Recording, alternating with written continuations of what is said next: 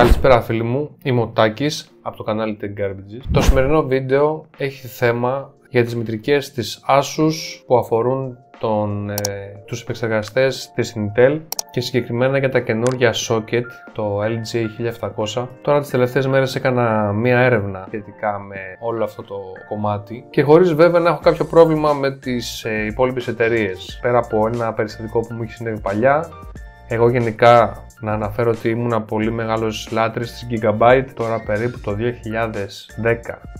είναι αυτή η ιστορία, αλλά η εμπειρία μου δεν ήταν πολύ καλή με τη συγκεκριμένη εταιρεία, γιατί άλλαξα δύο μητρικές καινούργιες σε διάστημα 2 μηνών και οι δύο μου έκαιγαν το controller του Ethernet, δεν ξέρω γιατί. Παρ' όλα αυτά μου έκανε το μαγαζί που τις είχα αγοράσει στην κατάσταση και μετά από αρκετή έρευνα κατέληξα σε μοντέλο της Asus. Το τότε μοντέλο ήταν για τους FX επεξεργαστές της AMD, ήταν της Sabertooth το 990 Revision 2, το οποίο το κράτησα 8 χρόνια μέχρι που αναβάθμισα τον υπολογιστή. Η μητρική δεν έπαθε τίποτα, δεν έβγαλε το παραμικρό πρόβλημα. Οπότε σας κάνω αυτόν τον πρόλογο για να εξηγήσω για ποιο λόγο κάνω αναφορά στις Asus μητρικές, γιατί θεωρώ ότι είναι από τις καλύτερες στην αγορά και από θέμα ποιότητας και αξιοπιστίας. Γενικά είναι πιο ακριβές αν πάμε και στις top σειρές, όπως είναι η Maximus, Hero Extreme, μιλάμε πάντα για τη σειρά της ROG Strix, και κατεβαίνουμε σε υποδιέστερες όπως είναι η TUF Gaming που έχουν προδιαγραφές στρατού με πιο ενισχυμένα capacitors και VRMs και καταλήγουμε στη σειρά Prime που είναι οι πιο low value for money και low budget μητρικές, χωρίς αυτό βέβαια να είναι πρόβλημα και να επηρεάζει τη χρήση του καθενός. Μπορείς πολύ απλά να πάρεις μια τέτοια μητρική και να κάνεις τη δουλειά σου με αυτόν τον τρόπο. Τώρα θα κάνουμε λίγο μια ανάλυση ξεκινώντας από τις πιο υψηλές στη βαθμίδα μητρικές. Η πρώτη μητρική που είναι στην κορυφή της Asus, μιλάμε πάντα για το chipset Z790 και για το socket της Intel το LGA1700. Πρώτη λοιπόν στην κατάταξη είναι η ROG Maximus Z790 Extreme, η οποία έχει μία ιδιαιτερότητα, δεν είναι μία απλή ATX, δηλαδή το form factor της δεν είναι ένα full ATX, είναι eATX, το οποίο form factor είναι πολύ πιο μεγάλο από αυτό που έχουμε συνηθίσει, γιατί εκτός του ότι έχει μεγαλύτερες ψύκτρες και στο North Bridge, πάνω ψηλά, πάνω και αριστερά, μαζί με LED οθόνη που έχουν προσθέσει, έχει από τη δεξιά πλευρά connectors οι οποίοι δείχνουν προς τα δεξιά. Τι σημαίνει αυτό? Πλέον στη συγκεκριμένη μητρική οι connectors 24 pin, SATA port, USB μπροστινές θύρες, όλες δείχνουν προς το πλάι, ακόμα και GPU και κάρτας γραφικών, ώστε να μπορείς να έχεις ένα ωραίο cable management χωρίς να χρειάζεται να κάνεις πολλά πράγματα. Δηλαδή με αυτόν τον τρόπο μπορείς απλά να έχεις τα καλώδια σου κρυφά. Όπως επίσης έχουν βγει και κάποια άλλα μοντέλα τα οποία έχουν τους connectors από την πίσω μεριά της μητρικής, που εκεί προφανώς και δεν φαίνεται τίποτα. Τώρα η συγκεκριμένη μητρική διαθέτει ένα ενσωματωμένο panel OLED πάνω, το οποίο εμφανίζει χρήσιμες πληροφορίες και διαθέτει κάποια προσαρμόσιμα γραφικά κατά τη φάση ενεργοποίησης του υπολογιστή και του διαγνωστικού ελέγχου όταν κάνει post, δηλαδή η μητρική. Αυτή η οθόνη εμφανίζει βασικά στατιστικά στοιχεία όπως κάποια postcode, όπως θερμοκρασίες. Τώρα από εκεί και πέρα σε κανονική λειτουργία του υπολογιστή μπορούμε να προγραμματίσουμε αυτόν τον πίνακα να εμφανίζει το clock της CPU, θερμοκρασίες του υπολογιστή, ταχύτητες από τα fans και πολλά άλλα. Όσον αφορά τώρα τα ρεύματα και γενικά την τοπολογία των VRM που έχει, η συγκεκριμένη πλακέτα διαθέτει 24/1 VRM με ενσωματωμένα στάδια που μπορούν να φτάσουν μέχρι 150 A. Αυτό τι σημαίνει? Ότι μπορεί να υποστηρίξει πολύ υψηλό επίπεδο ρεύματος αν θέλει κάποιος να ασχοληθεί με επιθετικό overclocking. Γενικά διαχειρίζεται το ρεύμα με πάρα πολύ αξιόλογο τρόπο. Είναι ένα πλήρες δυναμικό και μπορείτε να επωφεληθείτε από αυτό και να μπορέσετε τους επεξεργαστές της 13ης γενιάς καθώς και 14ης που ανακοινώνουν τώρα το Σεπτέμβρη, οι οποίοι θα είναι ένα refresh, γι' αυτό λέγονται και Raptor Lake Refresh. Θα είναι μια μικρή αναβάθμιση στην ουσία της προηγούμενης γενιάς. Η συγκεκριμένη μητρική λοιπόν, πέρα από την ιδιαιτερότητα που σας είπα ότι έχει στο πλάι τις υποδοχές ώστε να είναι καλυμμένες και όλα αυτά τα ενισχυμένα VRM, τα capacitors και τα σχετικά, είναι γενικά για απαιτητικούς χρήστες, gamers, παύλα streamers, παύλα editors. Έχει πάρα πολλές θύρες USB πίσω, 3,2 Gen 2, έχουμε κουμπί Clear CMOS και Dual BIOS, έχουν δύο κουμπιά πίσω, το backplate. Έχουμε θύρες Thunderbolt 4 που πλέον φτάνουν μέχρι 60 Gb το δευτερόλεπτο. Μιλάμε για εξωπραγματικές πλέον ταχύτητες στη μεταφορά δεδομένων μέσω θύρας Thunderbolt. Θύρες USB-C, τις κανονικές, κανάλια ήχου 7,1 της Realtek, Wi-Fi πίσω κεραία πλέον Wi-Fi Intel Ready Wi-Fi 7, έχουμε φτάσει πλέον στο Wi-Fi 7, βασική προϋπόθεση να έχουμε όλοι Windows 11 για να μπορούμε να το υποστηρίξουμε. Διπλές θύρες Gigabit Ethernet 2,5 και 10 αντίστοιχα, η μία είναι της Realtek, η άλλη είναι της Intel. Γενικά η μητρική είναι πάρα πολύ δυνατή, η συγκεκριμένη. Θύρες για NVMe PCI Gen 5, πολύ βασικό, PCI Gen 5 και για τις κάρτες γραφικών. Πλέον έχουμε πάει στις καινούργιες σειρές, καθώς και υποδοχές για PCI 4 για NVMe, η παλιότερη γενιά. Θέλει πολύ μεγάλη προσοχή αυτό, γιατί αν πάμε σε low range μητρική δεν έχουμε τη δυνατότητα, παρότι έχει PCI 5 θύρα για κάρτα γραφικών, το τονίζω, δεν διαθέτουν PCI 5 Gen 5 για NVMe.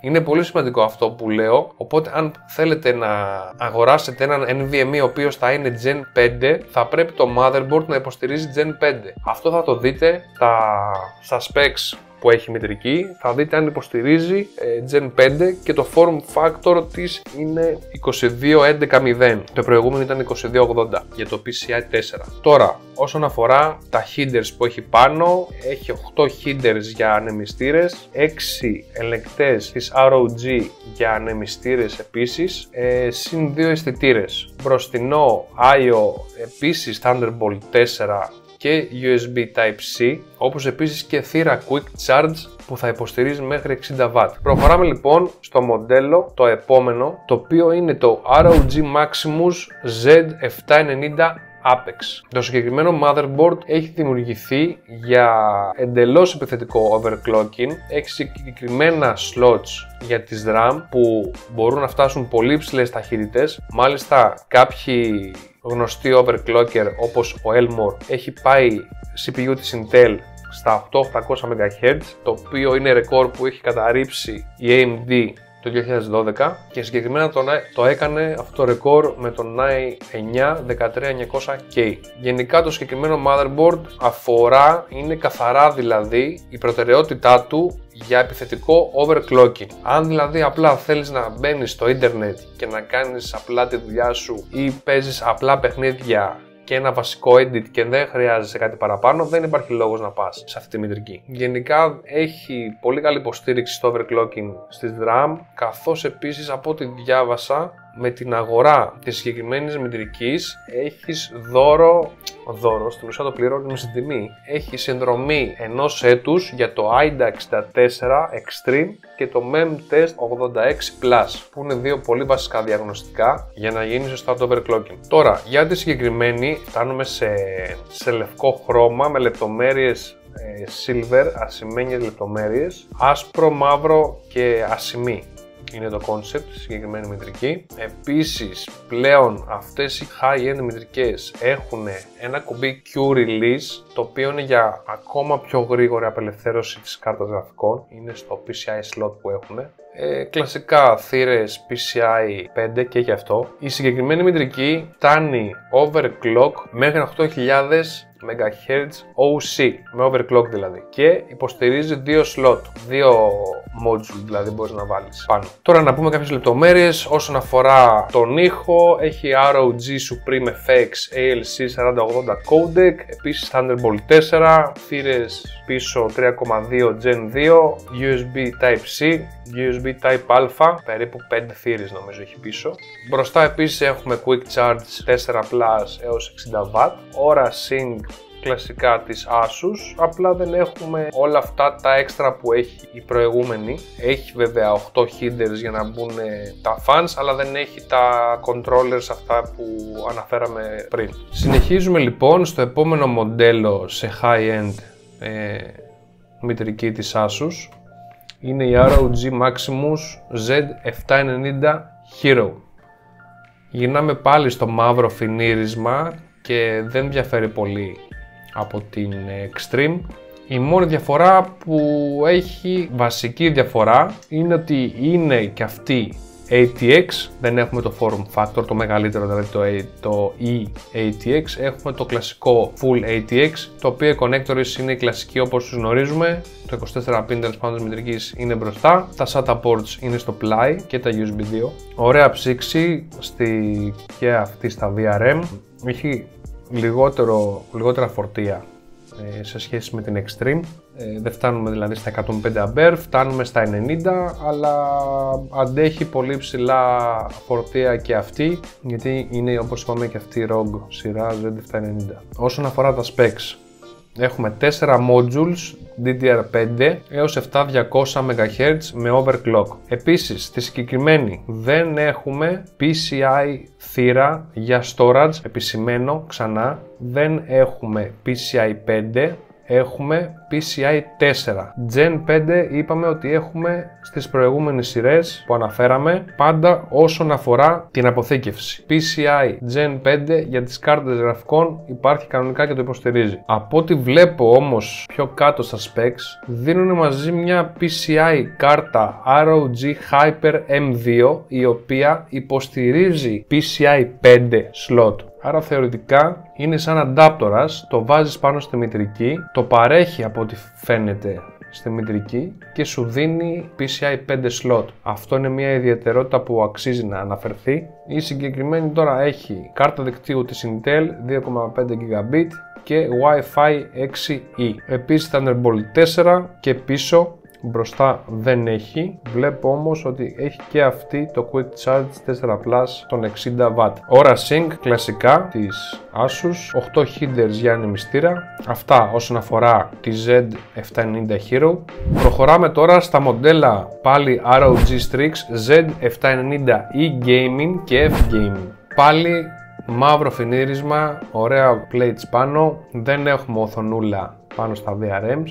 Έχουμε όμως Aura Sync, κουμπάκι on-off πάνω στη μητρική, header μικρό πανελάκι για τα postcode πάνω στο motherboard, form factor full ATX από ό,τι βλέπω εδώ, Thunderbolt 4, PCI 5 από ό,τι βλέπω και storage και κάρτα γραφικών και από ό,τι βλέπω έχει αρκετές θύρες για storage. Διπλές κάρτες δικτύου, ενισχυμένος ήχος 7,1, αρκετές θύρες USB Type-C και USB Α 3,2 Gen 2. Μπροστά έχουμε Power Delivery έως 30W, δεν έχουμε πλέον τα 60W που έδιναν οι προηγούμενες, τα Quick Charge που ήταν Quick Charge 4 Plus στα 60W. Συνεχίζουμε με 8 κεφαλίδες headers για τα fans, Aura Sync κανονικά με RGB. Συνεχίζουμε με ROG Strix Z790A Gaming Wi-Fi D4. Εδώ είναι μια λεπτομέρεια που πρέπει να δώσουμε βάση, γιατί η συγκεκριμένη μητρική αλλάζουμε πάλι, ενώ έχουμε ένα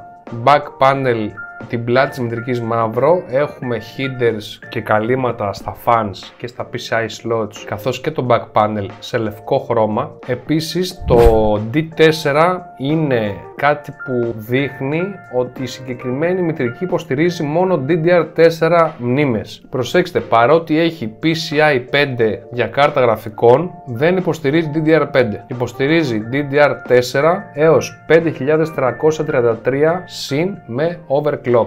Για αποθήκευση έχουμε PCI 4 2 slots, το τονίζω, 22.11.0 και 2 slots 22.80. Ένα header στο back panel Thunderbolt 4 και αυτές έχουν 3.2 Gen 2 USB Type-C και Type-A, απλή Type-C και USB 2 κλασική 2 θύρες πίσω. Μπροστά έχουμε πάλι Quick Charge 4+, αλλά μέχρι 30W, USB Type-C, USB 3.2 Gen 2 και USB Type-A, κλασικά 8 headers για ένα μυστήρα και ώρα sync της Asus με RGB. Συνεχίζουμε, το επόμενο μοντέλο μας είναι πάλι ROG Strix Z790i Gaming Wi-Fi. Η διαφορά εδώ στο σύστημα το συγκεκριμένο είναι ότι έχουμε πολύ λιγότερα expansion slots, 2 slot για RAM, γιατί είναι mini ATX το form factor που έχουμε. Είναι για κάποιον που θέλει να φτιάξει ένα μικρό κουτάκι, βέβαια παρότι είναι mini ATX και υποστηρίζει 2 modules για μνήμες, DDR5 το συγκεκριμένο, υποστηρίζει overclock στις μνήμες μέχρι 7200 MHz. Έχουμε PCIe για κάρτα γραφικών Gen 5 και PCI Gen 5 για NVMe. Δεν μιλάω για το PCI 4 γιατί είναι δεδομένο από τη στιγμή που έχει 5, θα έχει σίγουρα και θύρα για 4. Thunderbolt 4 έχουμε 2 θύρες, επίσης 3.2 Gen 2, μία θύρα USB-C, 3.2 Gen 2, 3 θύρες Type-A, μία USB Gen 1 Type-A και 2 USB 2 Type-A. Μπροστά δεν έχουμε ούτε Quick Charge ούτε Power Delivery, έχουμε όμως Type-C, Type-A και USB 3. Αντί για 3 headers για ώρα sync έχουμε ένα σε σχέση με τα προηγούμενα μοντέλα που αναφέραμε. Αντί για 8 headers για τα fans έχουμε 3. Αυτά όσον αφορά το mini ATX. Επόμενη μητρική στη βαθμίδα μας έρχεται το μοντέλο ProArt Z790 Creator Wi-Fi που αφορά δημιουργούς content creators, είναι καθαρά για αυτό το σκοπό. Για ποιο λόγο? Υπάρχει συγκεκριμένος λόγος που γίνεται αυτό. Όσοι θέλουν γενικά να δημιουργήσουν ροές εργασίας σχετικά με κλιμάκωση, με kit μνήμης υψηλής τεχνολογίας, το ProArt Z790 Creator είναι ακριβώς αυτό που ψάχνει, γιατί η λεπτομέρεια αυτή που είπαμε είναι βασικά η μοναδική μητρική σε σχέση με τα προηγούμενα μοντέλα που αναφέραμε, το οποίο δεν διαθέτει μόνο μία αλλά 2 υποδοχές PCI 5x16. Δηλαδή το κεντρικό PCI slot που έχει motherboard είναι 2, δεν είναι 1. Αυτό τι σημαίνει ότι μπορείς να βάλεις 2 κάρτες γραφικών και να τις αξιοποιήσεις και τις 2 στην ταχύτητα αυτή. Επίσης, οι συγκεκριμένες θύρες μπορούν να λειτουργήσουν σε διαμόρφωση P8, ώστε να μπορούμε να επωφεληθούμε πλήρως από ένα ζευγάρι κάρτες γραφικών, καθώς έχει και 4 υποδοχές M2 που μπορείς να βάλεις αρκετούς drive πάνω για να κάνεις τη δουλειά σωστά. Οπτικά είναι αρκετά όμορφη, έχει το λογότυπο το ProArt στο Southbridge. Τώρα υπάρχει μια ολοκληρωμένη συλλογή από θύρες υψηλής ταχύτητας όπως είναι Thunderbolt 4 USB Type-C, USB 3.2 Gen 2 και μπροστά και πίσω. Έχουμε πάλι μπροστά header για Quick Charge 4+ έως 60W, USB Type-C στο μπροστινό πίνακα. Έχουμε συμβατό Wi-Fi 6E, το οποίο μας επιτρέπει την εκμετάλλευση στο φάσμα των 6 GHz. Όσον αφορά το Ethernet έχουμε τη Intel 2.5 Gigabit Ethernet Axion 10G της Marvell. Πάμε λίγο στα specs. Όσον αφορά μνήμες, υποστηρίζει DDR5 4 modules έως 7200 με overclock. Όπως είπαμε πριν, 2 θύρες PCI 5x16, μία θύρα PCI 4x16. Όσον αφορά τώρα συνδεσιμότητα NVMe, δεν έχουμε Gen 5, έχουμε όμως Gen 4. Ξεκινάμε με 2x22.11.0, μία 2280 και άλλη μία 2280 πιο κάτω, καθώς και υποστήριξη SATA. Ήχος είναι της Realtek, ώρα sync, 3 headers για τον έλεγχο τον RGB και έχουμε και ένα header ώρα RGB. Ξαναγυρνάμε στα 8 headers για ενεμιστήρες πάνω στο motherboard. Οπότε όσοι είναι γενικά content creators και θέλετε γενικά να έχετε παραπάνω επιλογές, να μπορείτε να βάλετε δηλαδή έως και 2 κάρτες γραφικών χωρίς να σας νοιάζει αν θα μπορεί το bandwidth που υποστηρίζει η μητρική μέσω του επεξεργαστή σας να σηκώσει και τις 2 κάρτες γραφικών χωρίς να ρίχνει τις ταχύτητες και στα υπόλοιπα PCI slot, η συγκεκριμένη μητρική ProArt Z790 Creator Wi-Fi είναι αυτό που ψάχνετε 100%. Συνεχίζουμε με τη σειρά TUF Gaming. Όπως αναφέραμε και στην αρχή του βίντεο, η σειρά TUF Gaming έχει προδιαγραφές στρατού. Τι σημαίνει αυτό? Είναι φτιαγμένες για να αντέχουν σε αντίξωες συνθήκες όπως υψηλές θερμοκρασίες, χαμηλές θερμοκρασίες, ενισχυμένα VRMs και capacitors, είναι όλα ενισχυμένα, καθώς μάλιστα σε κάποια σημεία έχει και ίχνη τιτανίου και κάποια μεταλλικά στοιχεία. Το TUF στην ουσία παραπέμπει λίγο και στο TUF που λέμε ο σκληρός, που είναι η ορολογία στα αγγλικά. Το συγκεκριμένο μοντέλο που θα μιλήσουμε τώρα είναι το TUF Gaming Z790 Plus Wi-Fi. Είναι μια αναβαθμισμένη γενικά λύση ισχύως, η συγκεκριμένη διαθέτει 8/8 υποδοχές τροφοδοσίας ProCool 2 και τα στάδια τροφοδοσίας 16/1 DRMOS από τη διάταξη 14/1 της οικογένειας TUF Gaming Z690. Δηλαδή αυτό το έχουν πάρει από την προηγούμενη γενιά, το Z690, και το έχουν περάσει την καινούργια. Και αυτά που ανέφερα αυξάνουν την ικανότητα του VRM να παρέχει σταθερή ισχύ ενώ παραμένει δροσερό υποπίεση γενικά το motherboard. Έχουμε την επιλογή, την καινούργια αυτή τεχνολογία στο PCI slot, το Q-Release, το οποίο είπαμε ότι καθιστά εύκολη την αφαίρεση της κάρτας γραφικών. Έχει τεχνολογία AMP2, το οποίο διευκολύνει τη βελτιστοποίηση της RAM DDR5 για εξαιρετική απόδοση, και αυτό θα μπορεί να γίνει μόνο με μερικά κλικ στο BIOS. Ενεργοποιούμε το προφίλ της μνήμης και έχουμε σταθερές ταχύτητες έως και 37,5% μεγαλύτερες από το στάνταρ που παρέχει η προδιαγραφή DDR5. Πάμε λίγο πιο αναλυτικά στα specs. Το μέγεθος είπαμε ότι είναι ATX, ένα full ATX δηλαδή. Μνήμες 4 slots DDR5 και αυτή έως 7200.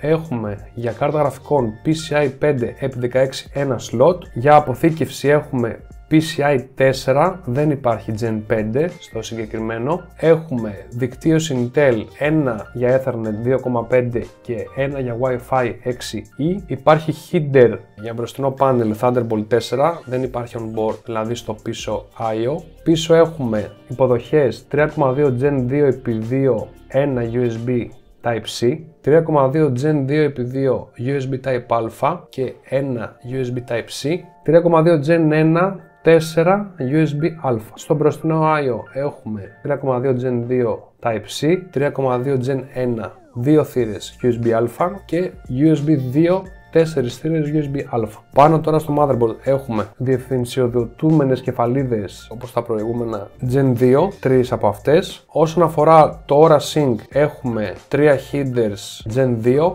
και μία κεφαλίδα Aura RGB. Όσον αφορά την ψήξη έχουμε 7 headers αντί για 8 που είχαν οι προηγούμενες επιλογές για να βάλουμε τους ανεμιστήρες. Τα επόμενα μοντέλα που είναι στην κατάταξη είναι το TUF Gaming Z790 Plus Wi-Fi D4 και το ίδιο χωρίς Wi-Fi. Τώρα δεν έχουν καμία διαφορά μεταξύ τους, απλά η μία έχει Wi-Fi, η άλλη δεν έχει Wi-Fi, και στο κομμάτι της αποθήκευσης, στο storage δηλαδή, η D4 Plus που δεν έχει Wi-Fi έχει μία έξτρα, από ό,τι βλέπω, θύρα PCI 4 που συνεργάζεται με τον επεξεργαστή και άλλη μία έξτρα PCI 4 για αυτή στο κάτω σημείο. Άρα στην ουσία έχει αυτή που δεν έχει Wi-Fi, έχει δύο έξτρα θύρες PCI 4. Είπαμε ότι μία έχει Intel Wi-Fi 6, η άλλη δεν έχει. Και οι δύο έχουν header για μπροστά Thunderbolt 4. Όσον αφορά τις θύρες USB και Type-C, είναι οι ίδιες με το προηγούμενο μοντέλο που αναφέραμε, καθώς και μπροστά δεν έχουμε ούτε εδώ Quick Charge ή Power Delivery, και το ίδιο στα 3 headers Gen 2 και ένα Aura RGB πάνω στη μητρική για το φωτισμό, καθώς και το ίδιο ισχύει και για τα headers, έχουμε πάλι 7 headers για ανεμιστήρα πάνω στο motherboard. Συνεχίζουμε λοιπόν Και φτάνουμε στο τέλος της κατάταξης που αφορά το chipset της Asus, το πιο δυνατό, το Z790, και έχουμε τη σειρά Prime, Asus Prime δηλαδή, το οποίο όπως είπαμε και στην αρχή είναι μια λύση η οποία είναι, ναι μεν έχεις δυνατότητες του chipset αυτού, του Z790, είναι για λίγο πιο απαιτητικούς χρήστες, αλλά είναι η κατηγορία το λίγο πιο φθηνό, το low budget δηλαδή στη σειρά αυτή. Τις τάξεις δηλαδή μπορείτε να βρείτε και μετρική στο κομμάτι αυτό, μπορεί και με 200 ευρώ, εκεί κάπου παίζουν τα μοντέλα αυτά. Το συγκεκριμένο μοντέλο που μιλάμε τώρα είναι το Z790A Wi-Fi, το οποίο σαν οπτικό είναι αρκετά εντυπωσιακό, είναι μαύρο με λευκό και ασημεί λεπτομέρειες, συνεχίζει να κρατάει το σκληρό αυτό back panel που έχουν πλέον τα καινούργια motherboards. Αρκετά όμορφο από ό,τι βλέπω, είναι λίγο πιο άδειο, δεν έχουμε δηλαδή τα κουμπάκια on-off πάνω στη μετρική, δεν έχουμε πανελάκι για postcodes, μοιάζει όμως αρκετά οπτικά στο σχεδιασμό με μια ROG Maximus. Τώρα, όσον αφορά τα specs, έχουμε μέγεθος ATX κανονικό, μνήμες 4 slot DDR5 έως 7000 με overclock, μία θύρα PCI 5x16, Gen 5 για αποθήκευση NVMe δεν υπάρχει, έχουμε 4 θύρες οι οποίες είναι Gen 4, από δίκτυο έχουμε μία θύρα Intel 2,5 και Wi-Fi 6E και τα υπόλοιπα από ό,τι βλέπω είναι πάλι ίδια με τα μοντέλα TUF σε συνδεσμολογία, δηλαδή οι θύρες Type-C πίσω και οι USB είναι ίδιες καθώς και οι μπροστινές.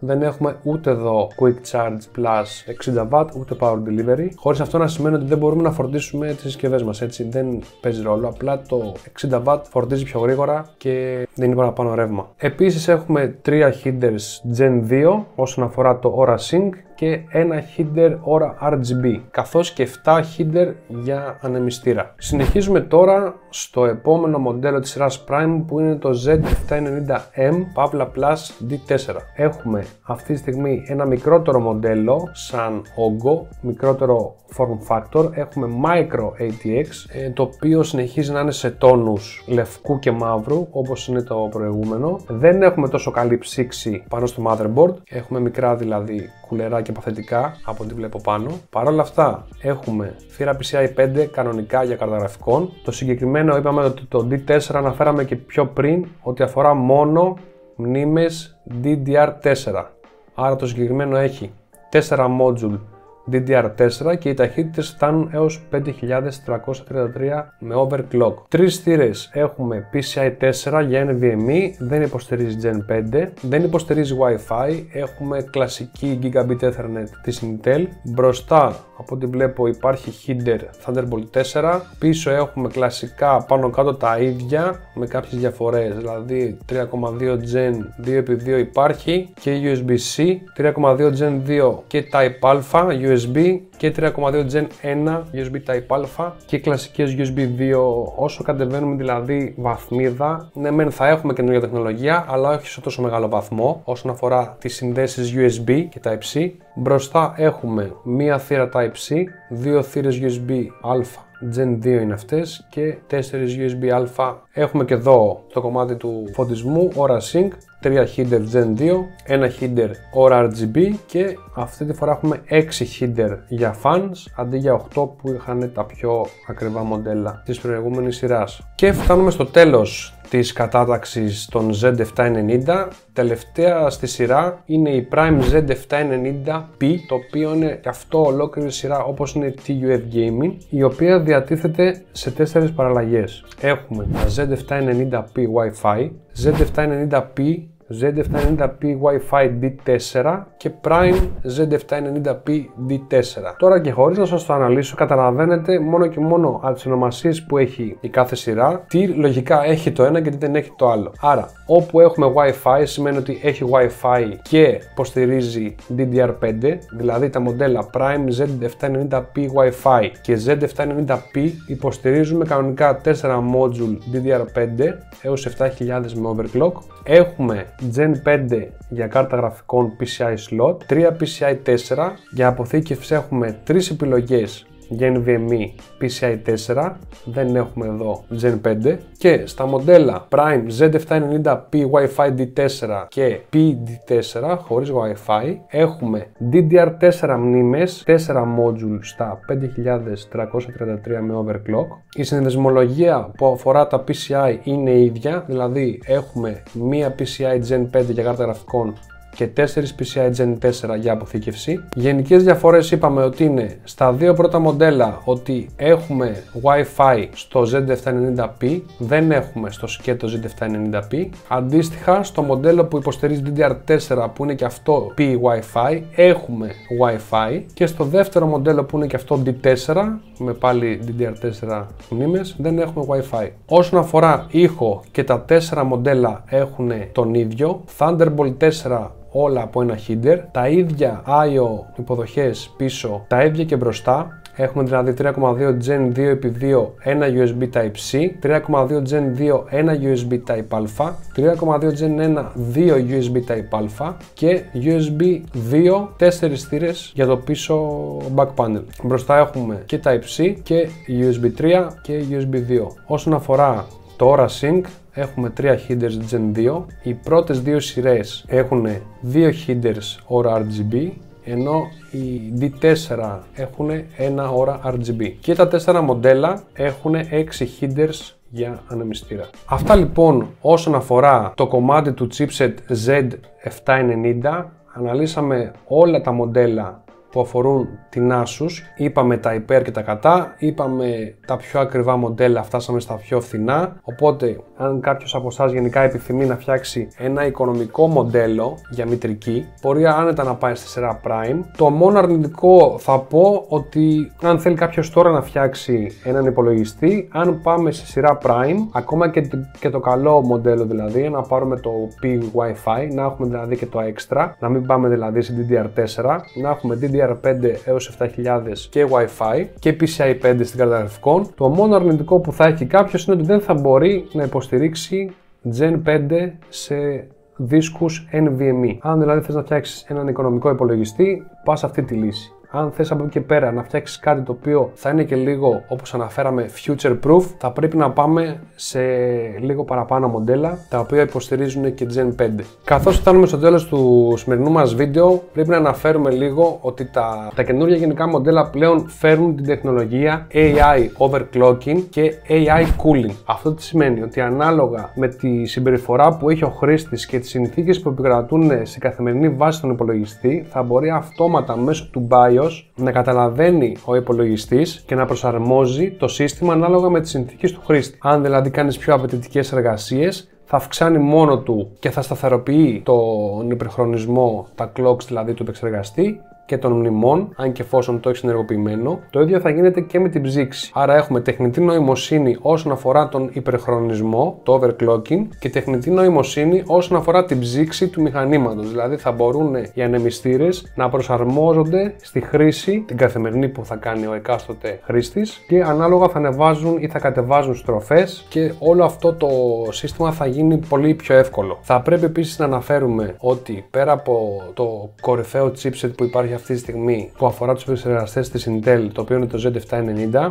υπάρχει ακόμα και στην αγορά και μπορείτε να το χρησιμοποιήσετε το Z690, το οποίο είναι πιο παλιό, αλλά χρησιμοποιούν και τα δύο socket LG A1700, οπότε μπορείτε να βάλετε και 13ης γενιάς καθώς και 14ης γενιάς επεξεργαστές στο chipset αυτό, και από εκεί και έπειτα θα κάνουμε μια αναφορά στα υπόλοιπα chipset που υπάρχουν που αφορούν επεξεργαστές Intel, γιατί μπορείτε και με αυτά να φτιάξετε ένα σύστημα και να είστε ok. Δεν θα είναι super wow, δεν θα μπορείτε να αξιοποιήσετε τις δυνατότητες του επεξεργαστή στο 100%, γιατί π.χ. αν πάρετε ένα μοντέλο υποδιέστερο, αρκετά πιο οικονομικό, δεν θα έχετε π.χ. το έξτρα ρεύμα στη μητρική, δεν θα έχετε την παραπάνω αντοχή, αλλά θα μπορείτε να έχετε ένα σύστημα ώστε να μπορεί να δουλέψει ο συγκεκριμένος επεξεργαστής που θα αγοράσετε και θα μπορείτε να κάνετε και πιο οικονομικά τη δουλειά σας. Αναφορικά λοιπόν θα πούμε ότι έχουμε μετά το Z690, που είναι η προηγούμενη σειρά στην κορυφή της βαθμίδας, έχουμε για γενική χρήση σπιτιού και gaming το chipset H770. Για value for money υπολογιστές και low budget υπάρχει το B760 καθώς και το B660. Μετά αντίστοιχη χρήση για οικιακό υπολογιστή και gaming είναι το H670 και τελειώνουμε με το H610. Μετά έχουμε το W680 που αφορά workstations, παύλα server, υπολογιστές δηλαδή που θα χρησιμοποιηθούν για αυτή τη δουλειά. Και το τελευταίο που υπάρχει είναι το Q670 που πιο πολύ θα το βρούμε σε υπολογιστές γραφείου τύπου all-in-one και τα σχετικά. Αυτά λοιπόν φίλοι μου όσον αφορά το κομμάτι της Intel και το κομμάτι όλο αυτό που αφορά τις μητρικές της Asus. Δώσαμε περισσότερη βάση στο κομμάτι της Asus όσον αφορά το chipset Z790. Αναφέραμε και τις πιο ακριβές μητρικές και φτάσαμε μέχρι και τις πιο οικονομικές. Αυτό που θέλω γενικά να προσέξετε πριν κάνετε την οποιαδήποτε αγορά είναι το QLV της μητρικής σας. Πάντα πριν κάνετε την οποιαδήποτε αγορά θα μπαίνετε στο manual της εκάστοτε εταιρείας που θέλετε να αγοράσετε motherboard και θα βλέπετε το QLV για να είστε σίγουροι ότι οι μνήμες που θα αγοράσετε συμβαδίζουν με το συγκεκριμένο μοντέλο. Υπάρχουν περιπτώσεις που κάποιες πολύ καλές και ακριβές RAM δουλεύουν με τα πιο υψηλού κόστους μοντέλα και στα πιο low value for money δεν συγχρονίζουν σωστά ή θα έχετε προβλήματα. Αν κάποια μνήμη που σας αρέσει είτε οπτικά είτε έχετε δει ότι είναι πολύ καλή σε αξιοπιστία γενικά και σε απόδοση, αν δείτε ότι δεν υπάρχει στο QLV της μητρικής, καλό θα είναι να μην την αγοράσετε. Μπορείτε να πάρετε ιδέες από forum, να δείτε βίντεο, συνήθως δείχνουν ποιες μητρικές συνδυάζονται καλά με συγκεκριμένες μνήμες, δηλαδή μπορείτε να βρείτε κάποιο βίντεο να διαβάσετε σε κάποιο forum ότι π.χ. η συγκεκριμένη μητρική λειτουργεί άψογα με τις συγκεκριμένες RAM και με το συγκεκριμένο επεξεργαστή. Οπότε για μένα μην πάτε στα τυφλά. Γενικά αποφεύγετε να αγοράζετε έτοιμα συστήματα τα οποία είναι φτιαγμένα από εταιρείες. Καλό θα είναι να παίρνετε τα κομμάτια μόνοι σας και να τα στείνετε, και αν δεν έχετε τις γνώσεις μπορείτε να βρείτε κάποιον γνωστό σας που γνωρίζει και να το φτιάξει εκείνος, ή να πάρετε τα κομμάτια εσείς αφού είστε σίγουροι και τα έχετε διαλέξει σωστά και γνωρίζετε ότι είναι συμβατά, να τα πάτε σε κάποιο κατάστημα και τότε να σας συναρμολογήσουν. Τώρα για όσους δεν γνωρίζετε τίποτα, έχετε πολύ απλή εμπειρία και γνώση για τους υπολογιστές, μπορείτε να μπαίνετε στο pcpartpicker.com, βάζετε τα μοντέλα και τα hardware δηλαδή που θέλετε μέσα εκεί σε αυτή τη σελίδα και σας λέει γενικά αν συμβαδίζουν μεταξύ τους, αν μπορούν να σηκώσουν συγκεκριμένο ρεύμα, τι τροφοδοτικό θα πρέπει να βάλετε για τα συγκεκριμένα πράγματα που έχετε διαλέξει, οπότε θα κάνετε λίγο τη ζωή σας πιο εύκολη. Άρα έχουμε QLV μητρικής, έχουμε το PC Part Picker που μπορούμε να δούμε αν συγχρονίζουν και αν συμβαδίζουν τα πράγματα που έχουμε διαλέξει μεταξύ τους, και τρίτον υπάρχει και το Bottleneck Calculator που μπορείτε να βάλετε μέσα τα πράγματά σας και να δείτε αν το σύστημά σας με αυτά που έχετε διαλέξει θα έχει bottleneck. Αυτά από μένα, ελπίζω να σας άρεσε το σημερινό βίντεο. Γράψτε μου κάτω στα σχόλια τι θα θέλατε να δείτε την επόμενη φορά. Αν στεναχώρησα τους χρήστες AMD, πείτε μου αν θέλετε να κάνουμε βίντεο το οποίο θα είναι αντίστοιχο και θα αφορά επεξεργαστές και μητρικές AMD. Σας ευχαριστώ πολύ, μην ξεχνάτε να κάνετε like, subscribe, να πατάτε το καμπανάκι, είναι δωρεάν. Τα λέμε την επόμενη φορά.